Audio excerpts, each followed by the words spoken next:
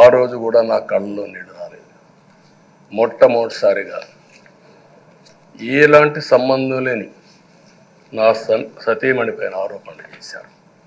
ఆ ఒక్కరిపైన కాదు, ఈ రాష్ట్రంలో ఆడపడుతులందరిపైన, గౌరవంగా బ్రతికి ఆడబిడ్డలందరినీ అవమానం చేయడం, సోషల్ మీడియాలో పెట్టడం, క్యారెక్టర్ అసాసినేషన్ చేయడం, ఇలాంటి చాలా సంఘటనలు జరిగాయి. దానికి పరాకాష్ఠగా మరో శాసనసభ్యులు కానీ, కొంతమంది అయితే భవానీ శాసన సభలో సభ్యురాలుగా ఉండి ఎన్నో పోస్టింగ్స్ పెట్టే పరిస్థితికి వచ్చారు. అలాంటి సంఘటనలు చూసిన తర్వాత ఫస్ట్ టైం నా జీవితంలో ఆడబిడ్డల కోసరం ఇలాంటి హననాన్ని చేశారని బాధపడుతూ కంటతడి పెట్టాను. ఆ రోజే అనుకున్నా, ఇలాంటి పార్టీ ఈ రాష్ట్రానికి అరిష్టం, ఇలాంటి వ్యక్తిత్వం ఉండకూడదు. మళ్ళీ ఈ రాష్ట్రాన్ని గౌరవ సభ చేసి హోందాగా నడిపించే వరకు నేను పనిచేస్తానని చెప్పి ఒక శపథం చేశాను. ఆ శపథం ప్రకారమే ప్రజలు గెలిపించారు, వచ్చాను.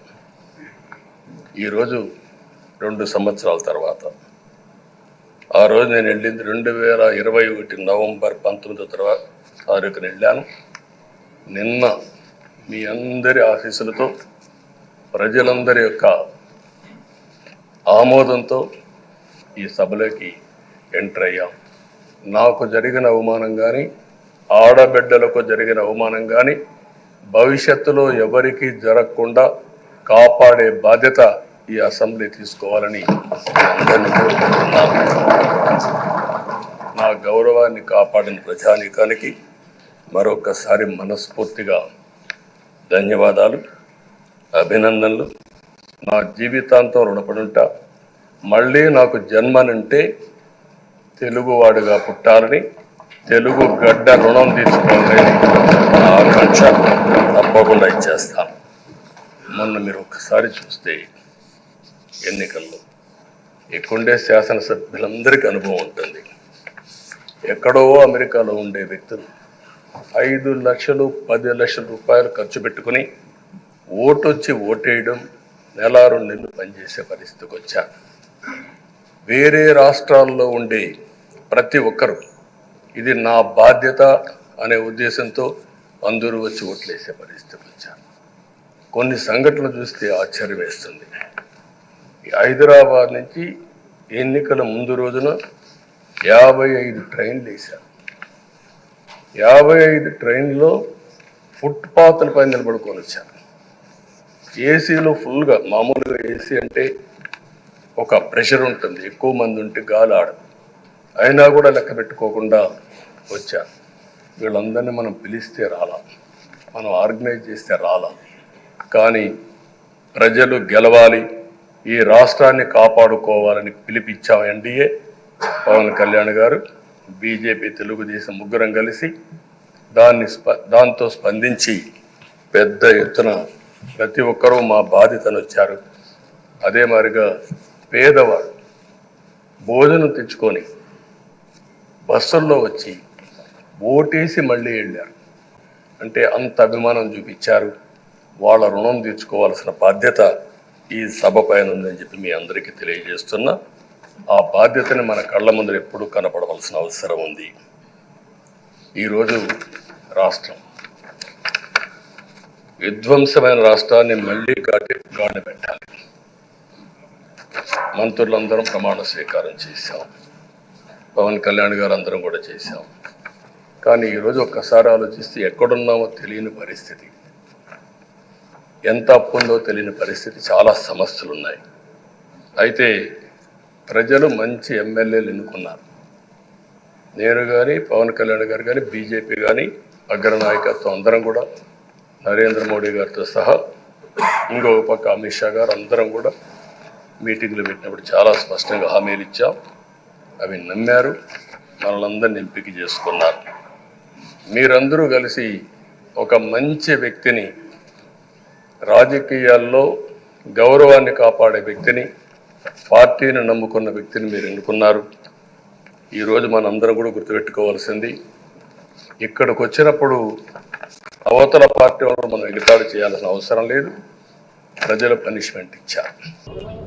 Sir home minister first target కొడాలని అని కూడా చెప్తున్నారు. ఇప్పుడు ఇది ప్రజాస్వామ్య దేశం. ఎవరిని టార్గెట్ చేసుకున్నప్పుడు నేను పోయినంత మాత్రాన నన్ను టార్గెట్ చేస్తే వైఎస్ఆర్ కాంగ్రెస్ పార్టీ ఏం ఆగదు. జగన్మోహన్ రెడ్డి గారు ఇంట్లో కూడా చేయలేరు. నన్ను కాదు, జగన్మోహన్ రెడ్డి గారిని టార్గెట్ చేస్తారు. ఇక్కడ మీరున్న సెక్యూరిటీ అంతా తీసేసి గన్మెన్లు తీసేసి ఇంకా 15 రోజులు ఎలక్షన్ జరగలేదు, కమిటీ సిఫార్సులు రాలేదు. ఇక్కడ మొత్తం అంతా కూడా సెక్యూరిటీ తీసేశారు కదా. తీసేసి ఎల్లో మీడియా కెమెరాలు పట్టుకొచ్చి జగన్మోహన్ రెడ్డి గారి ఇంట్లోకి ఎట్టెళ్ళాలి, గోడదు గెట్టెళ్ళాలి, ఇవన్నీ కూడా వాళ్ళే చూపిస్తున్నారు. కాబట్టి ఇక్కడ టార్గెట్ ఎవడు దొరికితే ఆ టార్గెట్. ఇటువంటి వాటికి భయపడే ప్రసక్తి లేదు. ఎవడెవడికి టార్గెట్, ఎవడెవడి చేతులు ఏం రాసి ఉందో అవన్నీ పైన ఉన్నటువంటి భగవంతుడు నిర్ణయిస్తాడు. ఎవరి టార్గెట్లు ఎవరికి ఏమవుతానో చూద్దాం రాబోయే రోజుల్లో. అదేవిధంగా ఋషికొండలో కట్టినటువంటి పర్యాటక కేంద్రంలో కట్టినటువంటి భవనాలనే ఈ సిగ్గు ఎగ్గు లేనటువంటి తెలుగుదేశం పార్టీ, ఈ సిగ్గు ఎగ్గు లేనటువంటి ఎల్లో మీడియా అది జగన్మోహన్ రెడ్డి గారి నివాసం అని చెప్పి చూపిస్తున్నారు 3 రోజుల నుంచి. వెళ్ళి జగన్మోహన్ రెడ్డి గారు అక్కడ నివాసం ఉన్నాడా? జగన్మోహన్ రెడ్డి గారు 2014 నుంచి 19 దాకా ప్రతిపక్ష నాయకుడిగా ఉన్నాడు. ఆయన కార్యాలయం లోటస్ పాండ్, ఇల్లు లోటస్ పాండ్. ఆయన లోటస్ పాండ్ హైదరాబాద్ నుంచే ప్రతిపక్ష నాయకుడికి ఉన్న 5 సంవత్సరాలు నడిపాడు. ముఖ్యమంత్రి అయిన తర్వాత 5 సంవత్సరాలు ఈ తాడేపల్లిలో ఉన్నటువంటి ఇల్లు, క్యాంప్ ఆఫీస్ ఇక్కడి నుంచే నడిపాడు. ఆయన కార్యాలయాన్ని కానీ ఇంటిని కానీ. జగన్మోహన్ రెడ్డి గారి రక్తంలో లేదు. ప్రభుత్వం కట్టించినటువంటి ఇళ్లలో ఉండటం కానీ, ప్రభుత్వం కట్టించినటువంటి గెస్ట్ హౌస్లో ఉండేటువంటి కర్మ జగన్మోహన్ రెడ్డి గారికి పట్టల. జగన్మోహన్ రెడ్డి గారు వైజాగ్లో సొంత ఇల్లు కట్టుకున్నాక అక్కడ షిఫ్ట్ అవుతాడు. అంతేగాని టూరిజం ప్లేస్లో కట్టినటువంటి ఆ హౌస్లో జగన్మోహన్ రెడ్డి గారు వెళ్తాడని చెప్పి ఎవడు చెప్పాడు వీళ్ళకి, వెధవులకే? అది జగన్మోహన్ రెడ్డి గారి కోసం కట్టించుకున్నటువంటి ఇల్లు అని చెప్పి రకరకాలైనటువంటి కథనాలు రాస్తున్నారు. అది ఒక అంతర్జాతీయ రాజధానిగా తీర్చిదిద్దాలన్నదే వైఎస్ఆర్ కాంగ్రెస్ పార్టీ లక్ష్యం. దాన్ని రాజధాని చేయాలన్నదే ఆ రోజు నిర్ణయించుకున్నాం. కాబట్టి అక్కడ ఇంటర్నేషనల్ సెమినార్లు జరుగుతున్నాయి. అనేక మంది ఇంటర్నేషనల్ సంబంధించినటువంటి దేశ విదేశాల నుంచి అనేక మంది పారిశ్రామికవేత్తలు వస్తున్నారు. కనీసం వాళ్ళకి సౌకర్యం ఉండటానికి అవకాశం లేనటువంటి పరిస్థితి ఉంది. కాబట్టి ఉత్తరాంధ్రలో ఉద్దానంలో దాదాపు 700 కోట్ల రూపాయలు పెట్టి హాస్పిటల్ కట్టించారు కిడ్నీ పేషెంట్ల కోసం అని చెప్పి. అదేవిధంగా విజయనగరం కావచ్చు, లేదా పార్వతీపురం కావచ్చు, ఉత్తరాంధ్రలోనే 650 కోట్ల రూపాయలు పెట్టి ఒక్కొక్క మెడికల్ కాలేజీ కట్టించారు. అదేవిధంగా టూరిజం ప్లేస్లో అంతర్జాతీయ సంస్థలు కానీ వ్యక్తులు కానీ వచ్చినప్పుడు అక్కడ ఒక విధిని ఉండాలని చెప్పి ఒక మంచి భవనాన్ని నిర్మిస్తే 7 బిల్డింగ్లు అయ్యి, ఒక బిల్డింగ్ కాదు 7 బిల్డింగుల్లో జగన్మోహన్ రెడ్డి గారు ఉండరు. 7 బిల్డింగులు కట్టారు.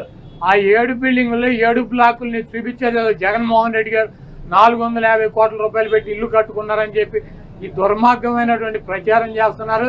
ఇవన్నీ కూడా ప్రజలు గమనిస్తారు. చంద్రబాబు నాయుడుకి ఇచ్చినటువంటి వాగ్దానాలు నెరవేర్చలేక నీకు సూపర్ 6లో పెట్టినటువంటి వాగ్దానం 1500 రూపాయలు ఇస్తానని చెప్పావా? చెప్పలేదా? 18 సంవత్సరాలు దాటిన వాళ్ళకి రేపు 1